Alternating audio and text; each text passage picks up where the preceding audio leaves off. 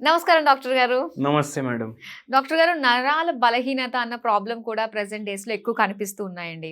అయితే చాలా మందికి డౌట్. నేను మొన్న మాటల సందర్భంలో మా ఫ్రెండ్ ఒకళ్ళు, అమ్మో! నాకు కొంచెం నరాల వీక్‌నెస్ ఉంది. వాళ్ళు టీలు, కాఫీలు అవాయిడ్ చేయాలి అని చెప్పేసి అంటున్నారు. ఇది నిజంగా అవాయిడ్ చేయాలంటారా? నరాల బలహీనత ప్రాబ్లమ్ ఉన్నవాళ్ళు? ఇప్పుడు మన 2 తెలుగు దేశాల ప్రాంతాలున్నాయి గదా! హ్మ్. తెలంగాణలో ఎక్కువ చాయ్ తీసుకుంటారు. మీరు ఒక్కసారి విజయవాడ దాటండి. కాఫీ చాలు అయిపోతది. కాఫీ గూడా తీసుకుంటారక్కడ. అవును. అయితే మీకు వంటలొస్తాయి గదా! హ్మ్. మీరు ఇప్పుడు ఇవాళ ఇంట్లో బిర్యానీ వండిన్రు. దానికి మీరు గ్రేవీ తయారు చేస్తారు గదా! అవును. ఆ గ్రేవీ కానీ, బిర్యానీ గ్రేవీ కానీ, గుత్తొంకాయ కర్రీ చేసుకుంటారు గదా! దాంట్లో గూడా జర గ్రేవీ ఏస్తారు గదా! అవునండి. అయితే అది వండేటప్పుడు మీరెట్లా చేస్తారు? ఉల్లిపాయలు, ఇంకా హోల్ గరం మసాలా ఇవన్నీ వేసి శుభ్రంగా పేస్ట్ చేసా. పేస్ట్ చేసి మంచిగా దాన్ని ఉడకబెడతారు కదా, దాంట్లో ఆయిల్ కూడా ఎక్కువ వాడతారు కదా, అవునవును. ఫుల్ హీట్లో పెడతారు కదా. అది వండినాక కూడా మనకు జరసేపు డౌట్ ఉంటుంది, అరే ఇంకా ఉండాలి జరసేపు పొయ్యి మీదనే పెడదాం అనేసి ఉంటుంది కదా. కొంచెం టేస్ట్ ఇంకా ఉడకలేదు అనేసి అనిపించి అట్లా పెడతాం కదా. ఎంతసేపు అవుతుంది మొత్తం కర్రీ రెడీ అవ్వడానికి? ఒక 20-25 మినిట్స్ పొయ్యి మీదనే ఉంటుంది కర్రీ. అవును. ఇది మీకు తెలుసు కదా. అయితే మీరు ఎంతసేపు కుక్ చేస్తున్నారు దాన్ని? ఇప్పుడు చాలామంది ఏం చేస్తారంటే, ఇప్పుడు ఒక పేషెంట్ వచ్చారు మన దగ్గర, రోజుకి 6 సార్లు చాయ్ తాగుతారంట. బా! రోజుకి 6 సార్లు. ఆయనకు సిమ్టమ్లు ఏమున్నాయి తెలుసా మీకు?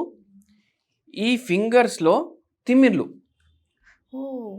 ఈ ఫింగర్స్లో తిమ్మిర్లు ఏందంటే, అంకుల్ గారు ఉండే జర 72-73 ఉండే. వాళ్ళ ఇల్లు ఏదో sky rise apartment, high rise అపార్ట్మెంట్లు ఉంటాయి కదా, ఏదో పైన ఫ్లోర్లో ఉంది ఇల్లు. ఎవరైనా ఏమైనా స్విగ్గీ జొమాటోలో ఆర్డర్ పెడితే వాడు దిమాగ్ ఖరాబ్ అయిపోవాలి, ఇన్ని ఫ్లోర్లు పైకి పోవాలి అది ఇది అనేసి. ఇప్పుడు హై రైజ్ అపార్ట్మెంట్లు అన్నీ అట్లనే తయారైనాయి. అంకుల్కి డైలీ వాకింగ్కి కిందికి పోవాలి, కాళ్ళు లాగుతున్నాయి, తిమ్మిర్లు ఉన్నాయి, పాదాల్లో స్పర్శం లేదు. ఇప్పుడు లిఫ్ట్లో పోయి బటన్ నొక్కుతాం కదా, ఆ బటన్ నొక్కితే మొత్తం చేయి జిల్లు జిల్లు జిల్లు జిల్లు అంటుంది. డైలీ ఛాయ్ చేసుకొని కప్ పట్టుకొని ఆ లిఫ్ట్లో పోయి కిందికి పోయి కూర్చొని ఛాయ్ తాగి జరసేపు తిరిగేసి వస్తారు. ఇప్పుడు నేను ఇంతే చెప్పినా కదా, మీకు ఏమనిపిస్తుంది? అరే మంచి అలవాటు, ఛాయ్ కూడా హెల్త్కి మంచిది అంటారు కదా, యాంటీ ఆక్సిడెంట్లు ఉంటాయి కదా అంటారు కదా. ఇప్పుడు వాకింగ్ కూడా మంచిది కదా, అయినా ఈ నరాలది సమస్య ఎక్కువ ఉంది. మెడ నరాల్లో ప్రాబ్లమ్స్ ఉన్నాయి, నడుముల నరాల్లో ప్రాబ్లమ్స్ ఉన్నాయి, డీజెనరేటివ్ డిస్క్ డిజీజ్ ఉంది. ఓకే. ఇప్పుడు ఆయన బెంచ్ మీద కూర్చున్నాక ఛాయ్ తాగినాక లేస్తారు కదా, ఇట్లా లేచేటప్పుడు నడుము నుంచి తల వరకు ఒక షాక్ కొట్టినట్టు అవుతుంది. మళ్ళా నడిచేటప్పుడు చుమ్ చుమ్ చుమ్ చుమ్ చుమ్ చుమ్ చుమ్ చుమ్ అవుతుంది మొత్తం కాళ్ళు. ఈ సమస్య వల్ల నరాలు దెబ్బపడ్డాయి. అయితే ఏందంటే, ఇప్పుడు ఈ పేషెంట్కి మనం మందులు కూడా ఇచ్చినాము, ఛాయ్ చేసే విధానం కూడా మార్చినాం. ఓకే. పేషెంట్కి ఫస్ట్ 4 monthsలో ఆల్మోస్ట్ 10-12 years నుంచి ఈ సమస్య నుంచి బాధపడేట ఆయనకు ఫస్ట్ 3-4 monthsలో 70-90% సిమ్టమ్లు తగ్గిపోయినాయి. ఓకే. మీరు ఇప్పుడు ఆ కర్రీ చెప్పిండ్రు కదా ఇట్లా వండుతారనేసి, మీరు ఒకసారి ఆలోచించండి. ఇప్పుడు మనం ఛాయ్ ఎట్లా వండుతాం నేను చెప్తాను మీకు. 1 కప్ వండుకోవాలి మీరు. సగం కప్పు పాలు, సగం కప్పు నీళ్లు వేసి చాక్ పత్తి, షుగర్, ఇలైచీలు, అల్లము ఇవన్నీ దంచుకొని దాంట్లో వేస్తాం. ఎందుకంటే యాంటీ ఆక్సిడెంట్లు ఉంటాయి కదా, రిచ్ ఉంటుంది, జర నరాలకు మంచిది, మళ్ళీ మోకాళ్ళకు మంచిది, షుగర్ వ్యాధికి మంచిది అని వేసుకుంటాం కదా. అది అట్లనే పెట్టి మనం ఏం చేస్తాం, అది కూడా ఉడకాలి, బాగా మరగాలి. అది మరగాలి. చలో రీల్ చూద్దాం అనేసి, అంటే కర్రీకి ఎంతసేపు మనం పొయ్యి మీద పెడుతున్నాం, చాయ్ని కూడా అంతసేపు పొయ్యి మీద పెడుతున్నాం. అది అమృతం కూడా అనుకోండి, విషంలాగా తయారవుతుంది. అంతసేపు మీరు దాన్ని బాయిల్ చేసి తీసుకుంటే అది అమృతం అది విషంలాగా తయారైపోతుంది. అంతసేపు చేయకూడదు అంటారా? అస్సలు చేయొద్దు. అది చేయడం వల్ల దాంట్లో ఇంకా ఆక్సిడెంట్లు పెరిగిపోతాయి, యాంటీ ఆక్సిడెంట్లు తగ్గిపోతాయి. ఛాయ్లో ఉన్న ప్రాపర్టీస్ ఏవైతే మంచి ప్రాపర్టీలు ఉంటాయి కదా, అవి చచ్చిపోతాయి. ఓకే. డికాషన్ బాగా మరగాలి, మరగాలి అని చెప్పేసి కొన్ని అస్సలు మరగొద్దు.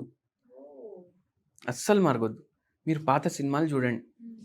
మన చిరంజీవి గారి సినిమాలు, వెంకటేష్ గారి సినిమాలు చూడండి. కొన్ని సినిమాల్లో ఎట్లుంటది ఫుల్ ఫైటింగ్ సినిమాలు వస్తుండే అప్పుడు. అయితే పెద్ద ఇల్లుంటది. ఆ విలన్ గాడు అక్కడ కూర్చొని ఏం చేస్తాడు? చాయ్ తెప్పిస్తాడు గార్డెన్‌లో కూర్చొని. వాడు ఒక టీ పాట్ పట్టుకొస్తాడు, పాలు పట్టుకొస్తాడు, షుగర్ పట్టుకొస్తాడు. అవును. హ్మ్. మనం డికాషన్ ఆయన ఏం చేస్తాడు విలన్ డికాషన్ యేసుకొని పాలు కొంచెం యేసుకుంటాడు, కొంచెం చక్కెర యేసుకుంటాడు. ఎవరైనా గెస్ట్ ఉంటే ఎంత కావాలిరా బోయ్ చక్కెర అనేసి అడుగుతాడు. అంటే విలన్ తాగే పద్ధతి చాయ్ కరెక్ట్. ఓకే. మనం తాగే పద్ధతి తప్పు.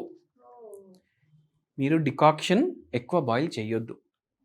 మీరు టీ మంచిగా వాటర్ బాయిల్ చేసుకున్నాక ఇట్లా చాక్పతి దాంట్లో వేయంగానే ఒక 10 సెకండ్స్ ఆగితే రంగు రావడం స్టార్ట్ అవుతుంది. మీరు అప్పుడే దాన్ని బంద్ చేసేయాలి. ఓకే. అది మీరు యూజ్ చేయాలి. అట్లా యూజ్ చేస్తే నిజంగా ఉన్న యాంటీ ఆక్సిడెంట్ బెనిఫిట్లు మీకు లభిస్తాయి. మళ్ళీ ఇంకా కొందరు గ్రీన్ టీ తాగండి అంటాం. వాళ్ళకు కరెక్ట్ విధానం తెలియక వాళ్ళు ఏం చేస్తారు, ఈ చాయ్ ఎట్లా తయారు చేసుకుంటారు ఆ గ్రీన్ టీ కూడా అట్లా తయారు చేసుకుంటున్నారు. ఇప్పుడు టీ బ్యాగ్స్ అయితే ఎలా అంటారు మరి? టీ బ్యాగ్ అయితే అస్సలు వాడొద్దు. బయట ఏమో అస్సలు చాయ్నే తాగొద్దు. ఎందుకు నేను సింపుల్ ఎగ్జాంపుల్ చెప్తాను మీకు. మన బట్ట ఉంది, జర వాటర్ పడ్డది అనుకోండి, ఇది మొత్తం అబ్జర్వ్ అయ్యి ఇట్లా పైలా ఇచ్చిపోతుంది కదా. పేపర్ ఉంది, మీరు దాని మీద వాటర్ వేయండి, మొత్తం అబ్జర్వ్ చేసుకుంటుంది కదా. పేపర్ కప్ రా వాడు ఇచ్చేది తాగుదాం అనేసి మనం అనుకొని పేపర్ కప్లో ఛాయ్ తాగితే దాంట్లో ఎందుకు రాదు? ఎందుకంటే దానికి మైక్రో ప్లాస్టిక్ లేయర్ ఉంటుంది. ఓకే. సో ఇవన్నిటి వల్ల నరాలకు చాలా దెబ్బ పడుతుంది. అందుకే ఏది మనం తిన్నా ప్లాస్టిక్ కవర్లో ప్యాకింగ్, ప్లాస్టిక్ గిలాస్లో ఛాయ్, ఇవి తీసుకోవద్దు. ఛాయ్ని అంతా ఉడకబెట్టొద్దు. అయితే ఇవి మైండ్లో పెట్టుకోండి. ఆ సార్కి కూడా తగ్గినట్టు మనకు కూడా తగ్గుతుంది మనం కొన్ని విధానాలు మార్చుకుంటే. కరెక్ట్ అండి. అంటే నరాలు ఒక్కటే కాదు, మోకాలు కూడా ఖరాబ్ అవుతాయి, మీ జీర్ణ వ్యవస్థ ఖరాబ్ అవుతుంది, మీకు మలబద్ధకం వచ్చే ఛాన్సులు ఎక్కువ అవుతాయి, ఇన్ని ప్రాబ్లంలు అవుతాయి.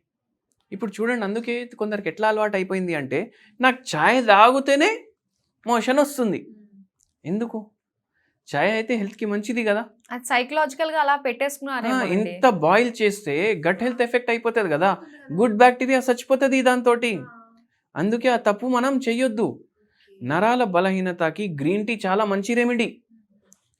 గ్రీన్ టీ మీరు ఏం చేయండి అంటే వాటర్ బాయిల్ చేయండి, గ్రీన్ టీ కొంచెం వేయండి, దాంట్లో 4 తులసి ఆకులు కూడా దంచేసి వేసేయండి, దాన్ని 2 మినిట్స్ ఇట్లా బంద్ చేయండి లిడ్, మొత్తం దాని ప్రాపర్టీలు వస్తాయి, ఫిల్టర్ చేసుకొని తాగండి.